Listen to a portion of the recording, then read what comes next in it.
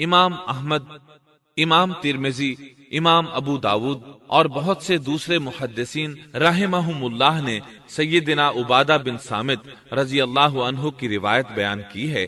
وہ کہتے ہیں، میں نے رسول اکرم صلی اللہ علیہ وسلم کو فرماتے ہوئے سنا، آپ فرما رہے تھے، بلا شبہ اللہ نے سب سے پہلے قلم کو پیدا کیا، پھر اللہ نے اس کو حکم دیا لکھ، چنانچہ وہ اسی وقت چل پڑا اور قیامت کے دن تک ہونے والی ہر چیز لکھ دی۔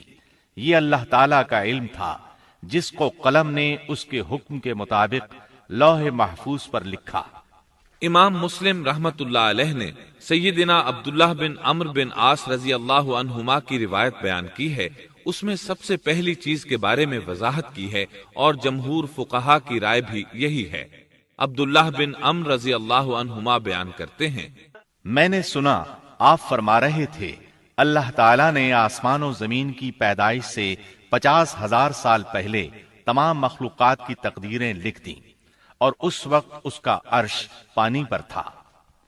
اس حدیث مبارک سے واضح ہو گیا کہ سب سے پہلے پانی اور پھر پانی پر عرش پیدا کیا گیا، پھر قلم کی پیدائش ہوئی، اس نے تقدیر تحریر کی، پھر آسمان اور زمین کی تخلیق ہوئی۔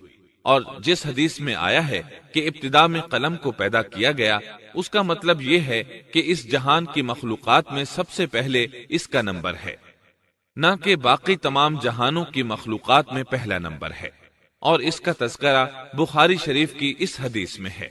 یمن سے آئے ہوئے ایک وفد نے رسول اللہ صلی اللہ علیہ وسلم سے کہا، ہم آپ کے پاس دین کی سمجھ اور ابتدائی خلق کے بارے میں پوچھنے کے لیے آئے ہیں، یہ کہ سب سے پہلے کیا چیز تھی؟